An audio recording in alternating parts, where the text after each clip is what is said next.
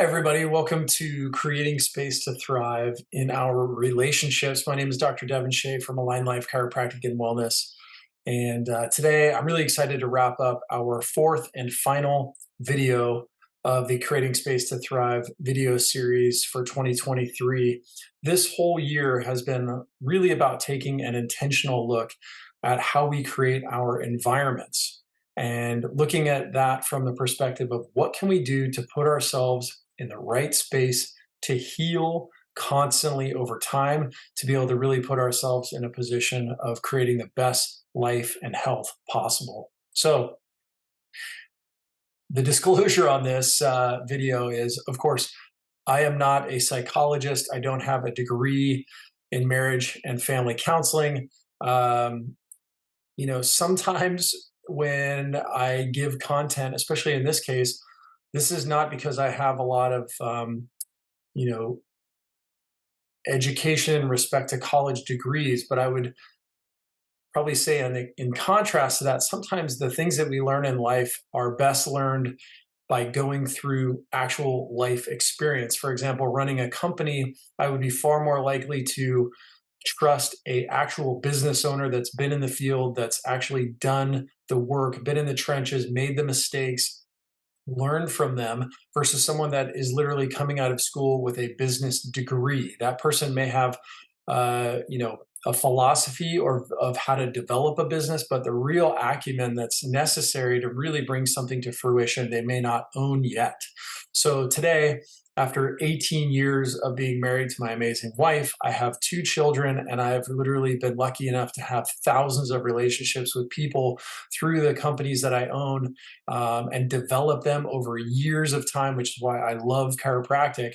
I really feel like I come to this discussion with quite a bit of experience in respect to building and sustaining long-term healthy relationships. So with that disclosure in mind, let's talk a little bit about where we're at with this process. So the video series that we've gone through, we started the year off in January with developing, creating space to thrive for our mind. So we talked a lot about, stress management. We talked about mental chatter. We talked about self-talk. We talked about creating goals to be able to create clarity on the vision. Then the following quarter, we discussed the idea of creating space to thrive in our physical bodies. So this was like, don't put processed foods and refined sugars into your body. Don't be a sedentary individual. Don't have subluxation and postural distortions in your spine and in your body, etc. We then jump to creating space to thrive in your home and work environments, which is all about being able to create the space that you're in physically in a way that is going to help to encourage your healing. So don't sit at a desk for 8 hours a day. Use a sit stand option. Have a little meditation corner in your home. Have a place where you can exercise, maybe do a little bit of recovery and stretching. So if you haven't had a chance to take a look at those videos, they're right on the YouTube channel at Dr. Devin Shea. You'll be able to access those. And I strongly suggest they're all about 30 minutes long. And I'm going to try to keep this one to about the same or even shorter time frame. And I think that really what this will do is it will give you some action items that you can work on. At the time of this recording, we are approaching very quickly the end of the year for 2023, and we're already really starting to project and look forward into 2024. So I strongly suggest watch these videos, then set your goals and your intentions for creating behaviors that will support those goals after watching these programs. So with that said, today, how does relationships fit into this? Well, guys, look, I know a lot of people that are fit, they're strong, they manage their stress well, their environments are supportive of them, of their healing, and yet, despite all of those right actions and behaviors, they're still struggling. And the reason why they're struggling is because they haven't figured out their relationships. So despite the fact, like I said, that I'm not an expert in this field, I do feel like if I didn't talk about it and didn't direct your focus, that there could still be some things that were interfering with your capacity to be able to live your best life and really get to your potential. So today, the relationship element is huge in that it can be a major stressor for people. We're going to go into the holidays. Guys, what is the holidays known for? It's in-laws, it's gatherings, it's time with friends and family. And what is it? What do people get stressed out the most about? It's this stuff. It's not the food. It's not the alcohol. It's not the going to church extra or whatever that is. It's this relationship element that oftentimes is the biggest stressor that people come across. So I'm going to give you today a number of things to look at intentionally around this. So let's jump right into the content here. Um, Two types of relationships, guys. And this will be for everything that we talk about today. We're going to make this comparison between the relationship with yourself, which is the foundation for creating a great life. And then the second part is your relationship with others, which is how you develop your purpose. So as we go through this, you'll see in each of the slides, there'll be a comparison. We have 5 things today that we're going to cover that are really keys and really elemental strategies of being able to create great relationships, but it's going to be with yourself. And then on the other side, it'll be how to do that in your external relationships with other individuals. The interesting part with this, guys, is that the same rules apply. So you'll notice in the bottom of my screen here, the same rules apply for both. Now, the way that you implement them are going to be different. So that's why there's the need for this contrast. But oftentimes, just covering these things will really help to bring about some really important thoughts. So let's jump to our first key to creating great relationships, which is going to be uh, responsibility, humility. And what does that breed, guys? It breeds trust. So let's talk about responsibility, humility, and creating trust with ourselves and then with other people. So if you're going to create a responsible, humble person that builds trust with themselves, the first thing that they have to do, guys, is you have to take responsibility for yourself. Take your life seriously. Guys, this is not practice. You are already in the game. I think sometimes I watch people and I talk to people, especially in the clinic, and it almost looks like they're not giving a full effort. It's almost like they're blocked somehow, or they're unwilling to really put it all on the line. I think oftentimes it's because fear of really taking their life seriously. Oftentimes they would have to overcome a lot of things that maybe they've damaged the relationship with themselves and would require acceptance and repair. And we'll talk about these things here in a minute. But take your life serious. This is your shot. The second part is maintaining micro agreements and following through with the agreements that you make with yourself. If you ever want to erode a relationship, tell yourself or tell someone else that you're going to do something and then don't follow through.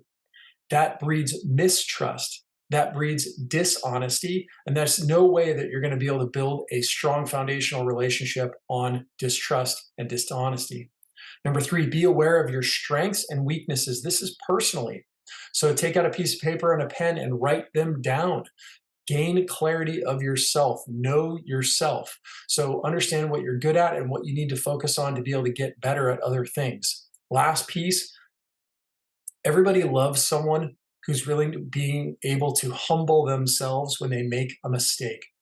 So if you've failed or you made a micro agreement with somebody or a big agreement with somebody and you didn't follow through, the best way to get back on track and to repair that relationship is to own it.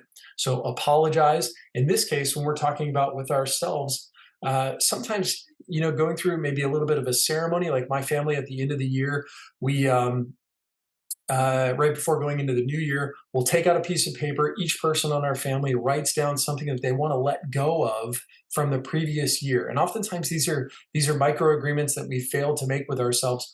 We look at that, we kind of bring this into our awareness, and then we have a little fire pit in the backyard and we burn that piece of paper with a bit of a ceremonial way of just releasing this from ourselves, letting it go, and being able to reestablish trust with ourselves moving forward, so that if we do make another micro agreement, or when we do make another micro agreement, we know that we're going to be able to maintain that relationship and follow through.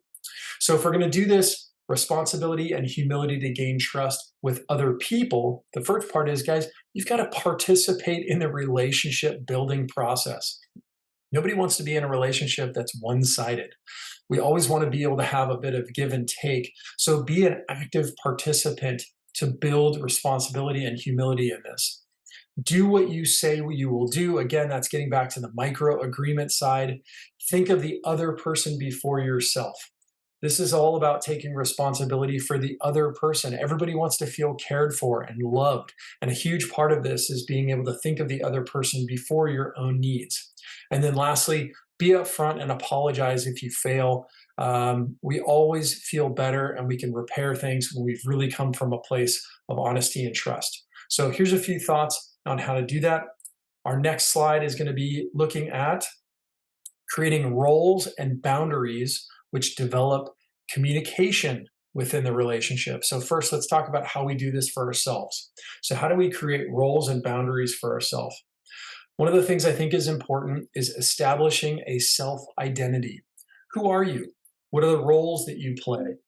Recognizing what that's about. For me personally, what I'm thinking about is I'm a father, I'm a spouse, I'm a business owner, I'm someone that likes these certain types of things. These are all ways to be able to help create the role in which I am looking to play in the relationship with myself. Now, these aren't rigid. Of course, we can establish new roles, we can create new identities as we go along, but it's nice to start from a place of understanding of who you are. Next, establish personal standards for all of the different things. Tony Robbins, one of my favorite guys, he talks about if you want to ever improve your life, raise your standards. So, what am I willing to let into my mind and into my body? So, a boundary is a way of determining what you will let into your consciousness. So, these days, examples of that would be, am I going to be watching YouTube videos that have nothing to do with anything? Am I going to be listening to things that have a negative message in them all the time? Am I going to spend all my time watching the news? Would be a great example. From a body perspective, am I unwilling to put processed foods and refined sugars into my body? And am I unwilling to go a few days without exercising and moving my body? Am I going to go more than a month without getting an adjustment? These are all boundaries that we set, or standards of living that help us to be able to communicate to ourselves that, yes, in fact, we are worth it and that we have confidence in who we are. Last part, that's probably the most important aspect beyond the initial goal setting and establishment of identities, is figuring out routines to uphold your standards. So I go to the chiropractor at least once every other week. I exercise every day.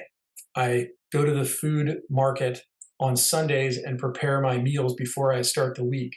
I don't take part in talking about other people when they're not around. Etc. You get the idea. So set those boundaries that help you to be able to create habits and routines that support the long-term vision. So that's with yourself. Let's talk about how we do this with other people. First, I would recommend establishing how the relationship will benefit each individual. There's no reason for you to be in a relationship that doesn't benefit you and the other person. There is no win-lose scenario. I'm a big believer in win-win scenarios where everybody gets something from the time and energy that they're putting toward it. So establish how that's going to happen. If it doesn't, then just eliminate the relationship. It's okay to walk away from negative or sucking-based relationships. Next, determine acceptable behaviors by both parties. So what are you willing to participate to be in relationship with this person? If you're in a relationship with your spouse or your partner, I don't feel good if or it's unacceptable to have extramarital affairs with other people. It's unacceptable to be texting people late at night. It's unacceptable to be, I'm trying to think of ones that might be relevant, but there's some hard boundaries, right? Where if these boundaries are crossed, these are major core value interruptions that you'll need to be able to pattern interrupt and start over again, or potentially a relationship becomes toxic. We lose that level of communication necessary to really be able to keep you on track. Last one, guys, create regular behaviors that maintain the agreed upon standards. So if you've identified, let's say in our roles, we have a spouse relationship or a partner relationship, and our boundary is, we don't go more than a week without setting aside some time in order to be able to do a date night, for example. Okay, well, then I need to maybe set up a babysitter, or I need to call the grandparents to make sure that they have time in their schedule to watch the kids. I need to maybe get a reservation, or maybe I'm going to go and I'm going to make sure that I have gas in the car so we can go and do our thing together. Whatever that may be, these are creating the regular behaviors that support that long-term vision and facilitate that internal communication for the relationship to help deepen it and make it more worthwhile over time. All right, next one, guys.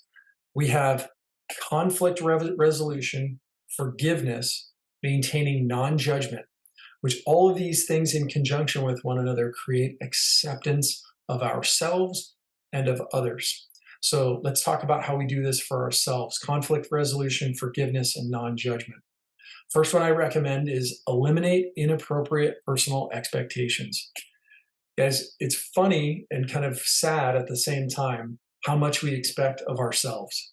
In fact, for many of us, we are so giving and loving and supporting, and um, we're okay if other people make mistakes in and around us. But when it comes to ourselves, we're so hard on ourselves.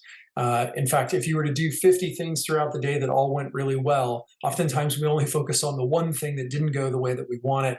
And we're so unrelenting about how we kind of give ourselves a hard time about this. So being able to forgive and accept this and not get inappropriate expectations is critical. Number two, let go of past failures and traumas. Guys, I understand that this is hard, especially if you've really been injured because of someone else or something that was done to you or something that happened in your life. So it's easy to talk about, but harder to do. But really letting go and creating some separation between things that have happened in your past, forgiving and not judging yourself for what's taken place before, allows you to accept your current state and then move forward into a better version of yourself. Last one, restore self respect and love. So once you've forgiven yourself, you've resolved the conflicts from the past, you get an opportunity to be able to create a new relationship with yourself that's based upon trust and respect and love. That is the foundation for the life that you want to be living.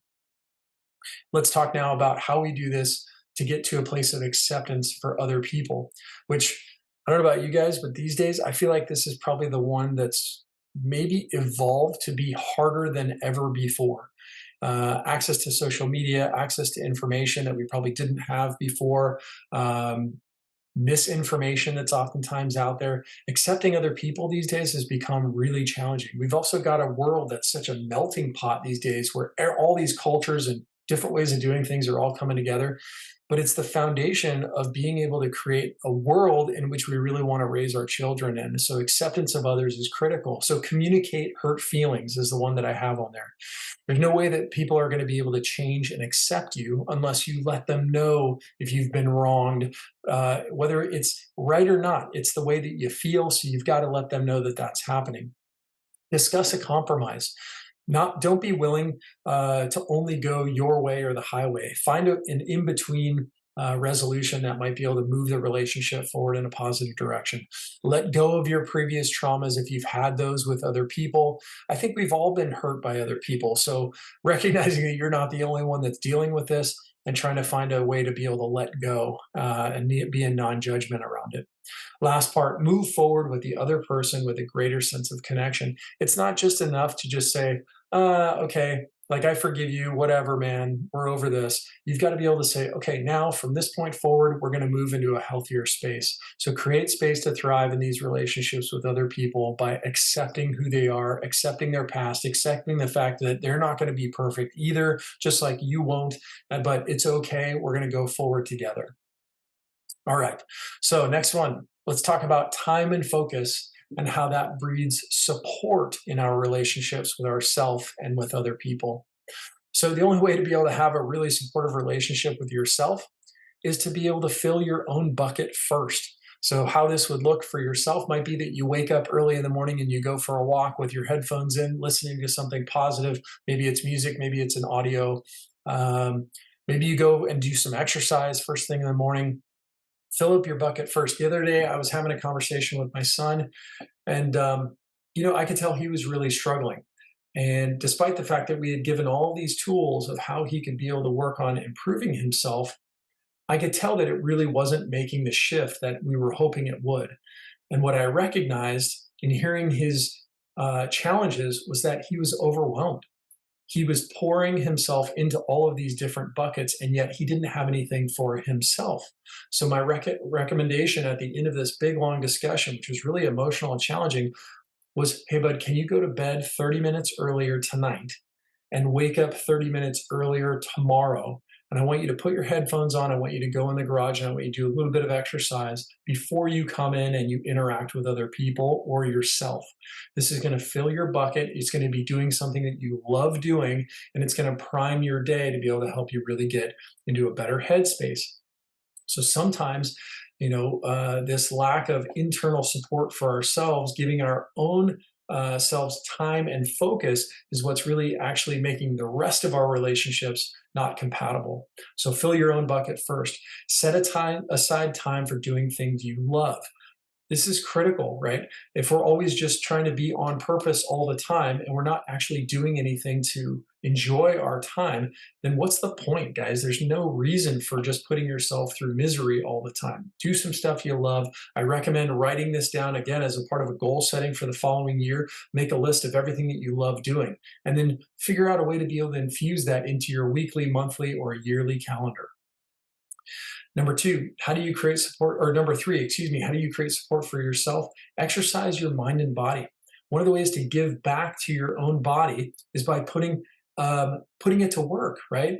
Exercise, whether that's in the form of physical or in the form of solving problems, builds confidence and self worth. Set goals. I think we've discussed that a number of times. Last one is create congruency in respect to your deposits and withdrawals with yourself. So think of the relationship with yourself like a bank account. There are things that are being deposited into you that build you up, and there are things that you're taking out and you're withdrawing and you're putting into other people or other projects. If your account starts to get really low because you're taking out only withdrawals and never filling up your own account, then ultimately you're going to be sort of like my son, like we talked about, you're going to be pouring from an empty bucket. What we want to see happen is there should be this layer of, I'm trying to maintain some level of congruency where I'm putting in the deposits, like doing exercise, like listening to something, like doing something I love, like setting goals, seeing a vision that's compelling for my future, but also simultaneously that I'm giving and I'm putting my resources into other people and into other projects. So I'm helping others. That way there's that congruency piece. This will be huge from a supportive perspective for yourself. Let's talk about how to do support for others. Set regular meeting times, guys. Time and focus is your way of letting the other person know that they're valuable, that they're important in your life.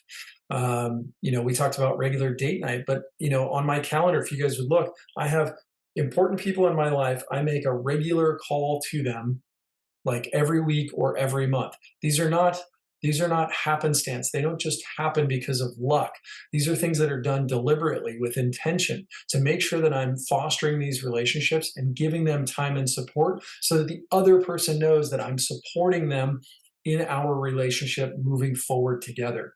Focus on the other person's needs, right? This could be done with a text message or a phone call with no other purpose than just to say, hey, I'm thinking of you, man. I hope you're having a great day. Let me know how I can help you today. This is one of my favorite sayings of all time. I do this with my team in the office. I do this with my family. How can I help? How can I help? How can I help? Ask that question. Have that be a part of your regular language. What's fun is what you'll find is when you're in a relationship with another person that also wants to be in congruency, they'll start asking you that question. And now you're actually helping to really develop something that's going to be supportive with purpose, which we'll talk about next. Last one I recommend is send a personalized gift. We're about to move into the holiday season, think about Christmas, Hanukkah, etc. This is a period for us to really think deep about how we can support someone else, maybe in the form of something material, or maybe it's a gift of your time or your wisdom or your experience. There's many different ways to give a gift. So think about what you can do for other people. I guarantee you will feel the support going to that person. They will feel it, and it'll just breed a better relationship for the two of you. All right, last slide, guys. We're going to talk about personal and collective growth for ourselves and for others, and how that breeds purpose into our relationship with ourselves and with other people. So first, let's talk about ourselves. So how do we breed purpose for ourselves in our relationship? We invest in our hobbies. So it's okay to spend money on things that you like doing. It's okay to spend money on things that you enjoy and that build you up and that fill up your bucket. I oftentimes think sometimes we get to the point where we're so tight with our money that we create a bit of our own misery. And I'm not just talking about money. I think that's a good example, but investing of your time, of your focus, of your thoughts in your hobbies. Okay, that will breed purpose for you. Read books, listen to podcasts, videos. This is about just growing yourself, becoming a bigger, more exciting person to be around for yourself for no other reason than it's nice to learn things. Develop your personal talents. If you're good at something and you want to just go deeper into it, really create passion for something, passion is one of the greatest ways to have a relationship with yourself that's meaningful. Cultivate a deep understanding of who you are. So, how do we do this? You've got to go through challenges. But cultivating a deep relationship with yourself, creating purpose in your life, doesn't only happen when things are good. In fact, I almost think that it's counterproductive when things are only good. You must put yourself to the fire and see what comes from that challenge in order to be able to develop your purpose and grow in your personal relationship with yourself. So that's ways to do this on one side. The other side of this is looking at how do I create purpose in other people and how do we develop this from a relationship perspective. So give more with others. So give things away. Again, we talked about time, energy, focus, and money. You can give those things away. Share more experiences. I think shared experiences that are really hard are the best types. This is why athletic people or people who exercise together, they're experiencing pain together. Team members in organizations that are doing incredible building projects. You know, these are really challenging moments, sometimes stressful moments. This is what breeds and fosters great relationships and purpose with others. Take more leadership roles when working with others. There's a massive difference between always being a follower and taking a leadership role when you're doing a project with other people or leading a relationship. Sometimes other people are not good in relationships, right, guys? Think about the people that are in your family. Think about the people in your community. Think about the people on your team. Sometimes there's some folks that are really having a hard time with themselves, and therefore they're having a hard time with other people. Taking a leadership role with them may mean, hey man, do you want to go out to lunch this weekend? I would love to just get together, chat, catch up with you. Sending them an extra message, communicating more effectively with them, making sure that they feel a part of something that's bigger themselves, reconnecting them to the purpose of the organization or to the project. These are all great ways to be able to develop purpose in relationship with other people. Last one, over time, you will need to redefine the relationship with other people to be able to improve the depth of the relationship. All of these things, communication, forgiveness, acceptance, purpose, etc. These are all things that evolve over the lifetime of a relationship with yourself and other people. So be okay to redefine these things as they evolve and change. This is a healthy behavior.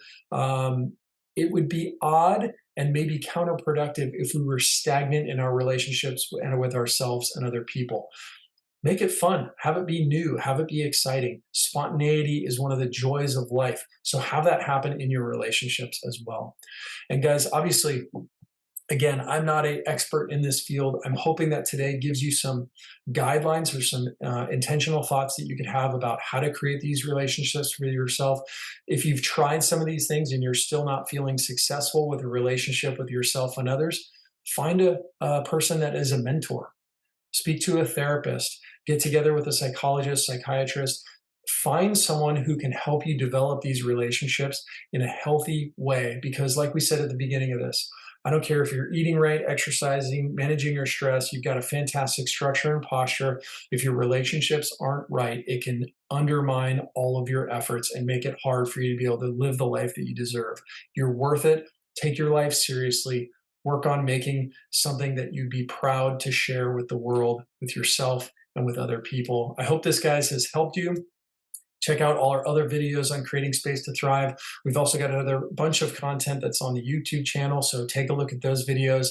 I look forward to seeing you guys in 2024. Hope this has been valuable for you. Have a great day. Take care.